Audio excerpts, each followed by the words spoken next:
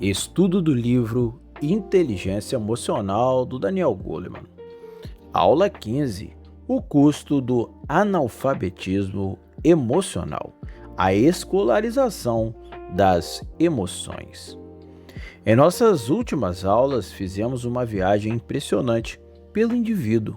Entendemos na aula 14 como a nossa genética e o nosso temperamento interagem com o ambiente e como a neuroplasticidade nos permite reescrever a nossa própria biologia. Vimos que o empuxo gentil e o amor têm o poder de alterar a simetria do nosso córtex pré-frontal, ensinando a coragem para uma amígdala que nasceu assustada. Mas nessa aula precisamos dar um passo atrás e olhar para o todo. Precisamos sair do nível do indivíduo, sair do consultório clínico e olhar para a nossa sociedade. Se o laboratório familiar falha, se a loteria genética traz desafios e se a criança não encontra pais que sejam preparadores emocionais, para onde essa criança vai? Ela vai para a escola. Todos os dias, milhões de crianças e adolescentes levam as suas amígdalas assustadas, os seus lobos pré-frontais imaturos e os seus traumas para dentro das salas de aula. E o que a nossa sociedade moderna tem feito com eles? Nós exigimos que eles memorizem fórmulas de física, que saibam a tabela periódica, que dominem a gramática e que tirem notas perfeitas para passar no vestibular. Nós aplaudimos o QI. Mas e a dor que eles sentem? E a raiva que não sabem nomear? E a tristeza que os esmaga no recreio? Para isso, o nosso sistema tradicional entrega o silêncio. Sejam todos bem-vindos ao canal Estudante de Psicologia. Sejam bem-vindos à aula 15, o custo do analfabetismo emocional, a escolarização das emoções. Nessa aula vamos entrar na quinta e última grande parte da obra de Daniel Goleman. Como estudantes e amantes da psicologia, nós vamos encarar uma realidade dura. A epidemia silenciosa de depressão, ansiedade, agressividade e isolamento que está devorando a nossa juventude. Vamos entender o que acontece quando uma cultura inteira sofre de analfabetismo emocional. Mas, acima de tudo, vamos falar sobre a cura estrutural. Vamos explorar o conceito de alfabetização emocional e descobrir por que ensinar as emoções nas escolas se tornou uma questão de saúde pública e de sobrevivência humana. Eu sou Jefferson Grem, estudante de psicologia e o seu melhor amigo na busca pelo conhecimento profundo da ciência da psicologia em suas várias faces. Então vamos mergulhar ainda mais profundo no estudo dessa aula. A epidemia silenciosa e o declínio da competência emocional. Para entendermos o tamanho do problema, precisamos olhar para os dados. Quando Daniel Goleman escreveu o livro que estamos estudando, o livro Inteligência Emocional, ele já soava o alarme sobre uma tendência global assustadora. Nas últimas décadas, as taxas de problemas emocionais graves entre crianças e adolescentes dispararam. Não estamos falando apenas de aborrecimentos da adolescência. Estamos falando de uma queda livre e estatisticamente comprovada no bem-estar psicológico. Goleman documentou que, geração após geração, os jovens estão se tornando mais solitários, mais deprimidos, mais raivosos, mais indisciplinados e mais propensos a vícios. Mas por que isso está acontecendo? O cérebro humano não mudou de uma geração para outra. O que mudou radicalmente foi o ambiente, o tecido social em que essas crianças estão sendo forjadas. No passado, a criança tinha uma rede de apoio estendida. Havia avós, tios, vizinhos e uma comunidade presente que funcionava como um amortecedor emocional. Nos dias de hoje, vivemos na era do isolamento urbano e da hiperconectividade digital, que, paradoxalmente, nos desconecta do afeto real. Os pais estão sobrecarregados, trabalhando exaustivamente, muitas vezes lidando com seus próprios altos níveis de estresse e depressão. O tempo qualitativo, ou seja, o tempo em que o pai ou a mãe senta com a criança, olha nos olhos e atua como um preparador emocional, como vimos na aula 12, foi drasticamente reduzido. A televisão, os smartphones e os tablets assumiram o papel de babás e reguladores do humor. O problema neurológico disso é devastador.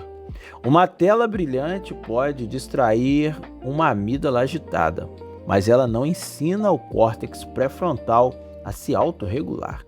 Um algoritmo do TikTok não tem neurônios espelho para validar a tristeza de um adolescente. O resultado é uma geração que possui um volume colossal de informações na ponta dos dedos, mas que chega à adolescência completamente analfabeta em relação à própria vida interior. Eles não sabem decodificar o que sentem. E, na psicologia, sabemos de uma regra de ouro: emoção que não vira palavra, vira sintoma. O custo do analfabetismo emocional, o preço do silêncio. Mas o que é, afinal, o analfabetismo emocional? Analfabetismo emocional é a incapacidade crônica de reconhecer as próprias emoções, de nomeá-las, de expressá-las de forma saudável e de reconhecer as emoções nos outros, empatia. Quando a escola e a família falham em ensinar o alfabeto dos sentimentos, o custo não é pago com notas baixas, ele é pago com a destruição de vidas. Daniel Goleman mapeou as consequências trágicas desse analfabetismo. Vamos dissecar as principais manifestações dessa falência emocional. A epidemia de depressão juvenil. A depressão não é apenas tristeza profunda, é frequentemente o resultado de um sentimento crônico de impotência e falta de esperança. Jovens que não desenvolveram a habilidade de lidar com reveses e frustrações interpretam uma nota ruim ou uma rejeição amorosa como catástrofes absolutas e definitivas. O cérebro deles não tem a resiliência cognitiva para dizer: isso vai passar. Eles caem no abismo melancólico e o suicídio se torna uma das principais causas de morte entre os jovens. A agressividade, delinquência e a incapacidade de frear impulsos. Lembra da nossa aula sobre o sequestro da amígdala? A agressividade juvenil é o fracasso do córtex pré-frontal em colocar o freio no sistema límbico. Crianças que não aprendem a tolerar a frustração desde cedo não desenvolvem as vias inibitórias. Um olhar torto no corredor da escola gera uma reação de luta de vida ou morte. O bullying, a violência nas escolas e a delinquência são, na sua raiz, uma falência colossal do controle de impulsos e da empatia. Transtornos alimentares, anorexia e bulimia. Muitos adolescentes, especialmente meninas, que não conseguem controlar o caos emocional dentro de si, buscam o controle absoluto de fora.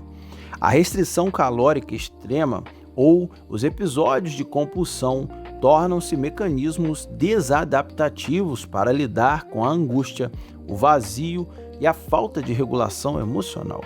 É o corpo pagando a conta da mente, que não sabe falar. O abuso de substâncias. O álcool e as drogas não são um problema inicial, eles são a tentativa trágica de solução. O adolescente que não sabe lidar com a ansiedade social profunda descobre que o álcool desliga o seu alarme interno. O jovem deprimido descobre que um narcótico o entorpece. Eles estão, na verdade, tentando fazer uma automedicação para um sistema nervoso desregulado, porque ninguém lhes ensinou formas saudáveis de acalmar a própria biologia. Este é o retrato clínico do analfabetismo emocional. É como se enviássemos motoristas para uma estrada chuvosa e perigosa sem nunca tê-los ensinado a usar os freios do carro. A escolarização das emoções, o antídoto. Se a sociedade adoeceu o tecido comunitário, onde nós podemos realizar a intervenção em massa para salvar essa geração? Daniel Goleman aponta diretamente para o único lugar por onde quase todas as crianças do mundo passam: a escola. Se a escola é o lugar onde exigimos que a criança aprenda a ler palavras, ela deve ser o lugar onde a criança aprende a ler a si mesma. Surge aqui um dos movimentos mais importantes da psicologia e da educação moderna: o aprendizado socioemocional. A proposta de Daniel Goleman é radical e fundamental. As habilidades emocionais não devem ser um bônus extracurricular, uma palestra de fim de ano. Elas devem ser um currículo contínuo, ensinado desde o jardim de infância até o ensino médio, entrelaçado no dia a dia da criança.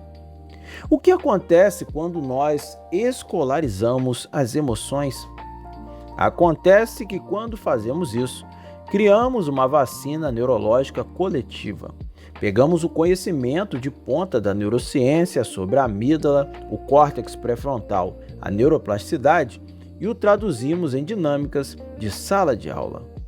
Em uma escola que ensina alfabetização emocional, as emoções deixam de ser tratadas como distrações que atrapalham o ensino de matemática e passam a ser tratadas como a porta de entrada para a aprendizagem.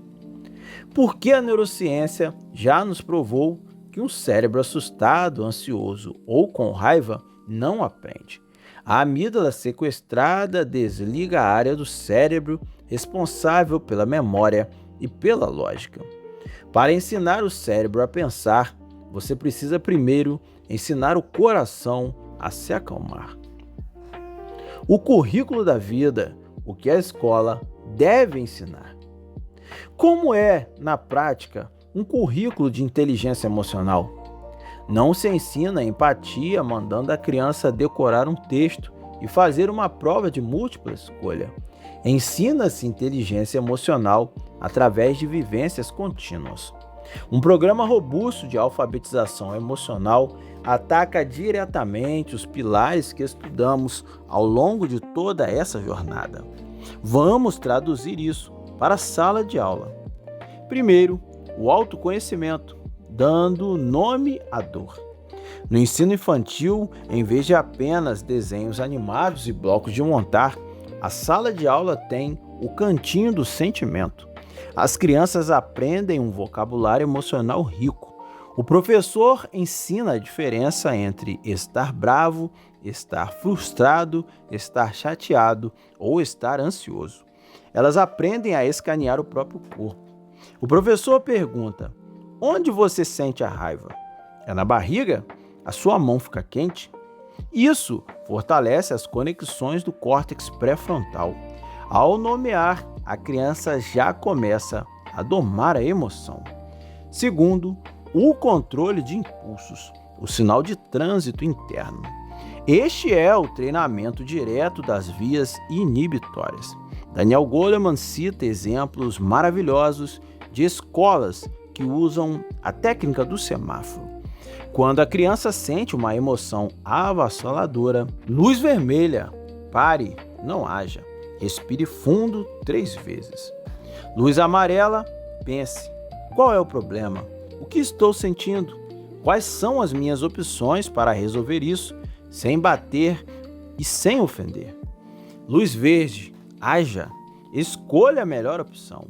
Isso não é apenas uma brincadeira, é neuroplasticidade em ação. É o cérebro executivo aprendendo a interromper a resposta automática do sistema límbico. Terceiro, a empatia e a leitura do outro. O antídoto para o bullying é a empatia verdadeira. As escolas com programas de inteligência emocional fazem exercícios onde as crianças têm que observar fotos de rostos como as microexpressões de Paul Ekman e identificar o que a pessoa está sentindo. Elas fazem dinâmicas de inversão de papéis.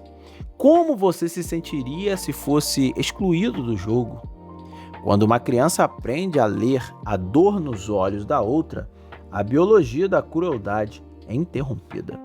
É impossível humilhar alguém quando seus neurônios espelho estão ativados e você sente a humilhação do outro como se fosse sua.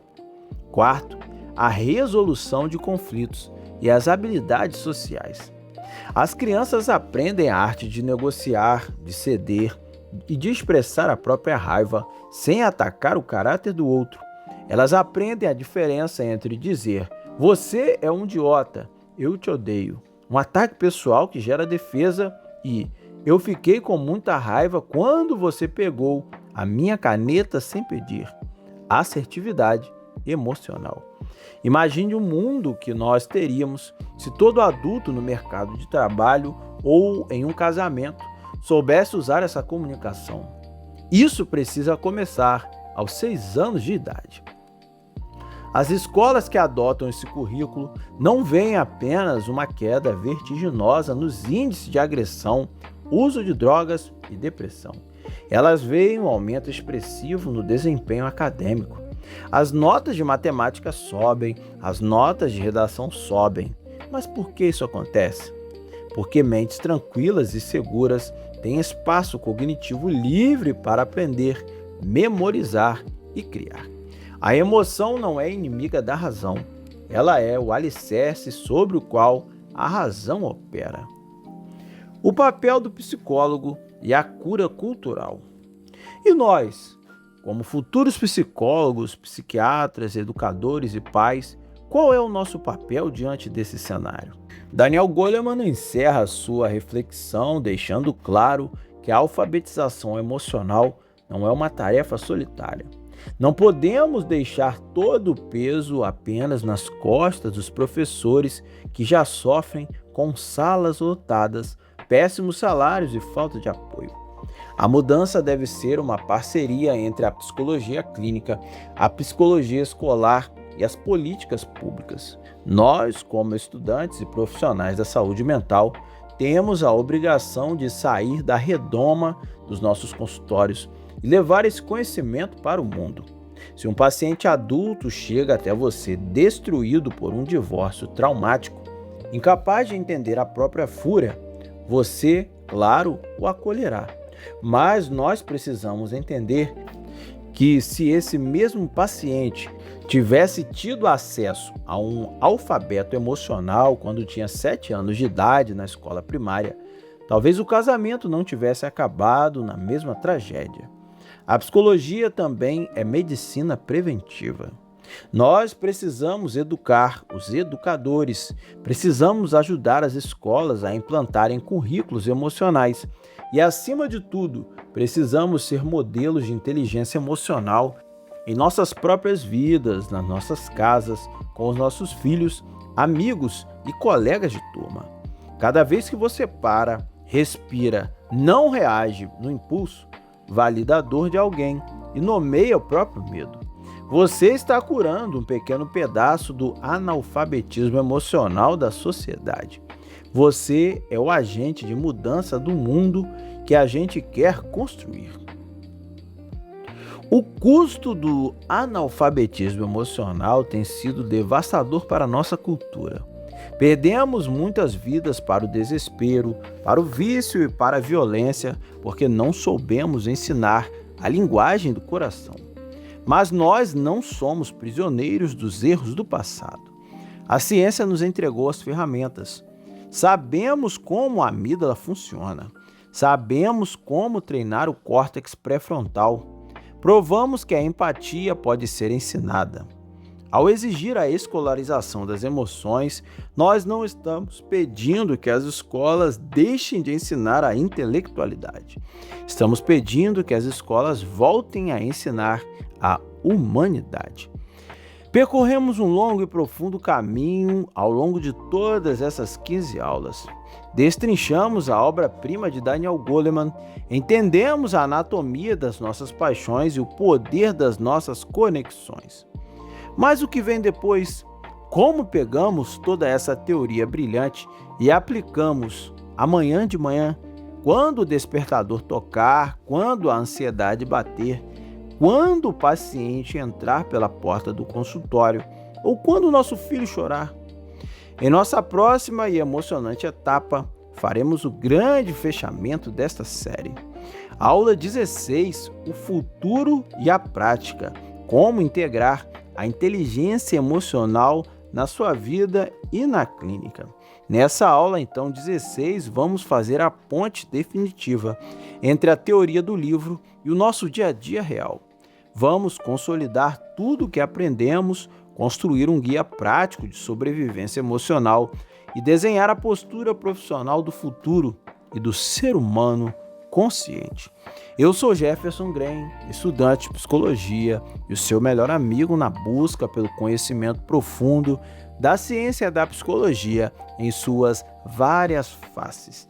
Deixe aqui o seu comentário se você gostou dessa aula, o que você aprendeu e, é claro, se inscreva no canal, curta o vídeo e conhecimento vivo, um conhecimento tão bom como esse, importante e eficaz na nossa vida, não pode ficar só para nós. Compartilhe com seus amigos, coloque aí nos grupos da faculdade, envie para aqueles que gostam de estudar e desenvolver sua própria mente. Um forte abraço e já te aguardo na aula 16, o futuro e a prática, como integrar a inteligência emocional na sua vida e na clínica. A aula 16 será a nossa última aula dessa série de estudos sobre esse livro fascinante, Inteligência Emocional.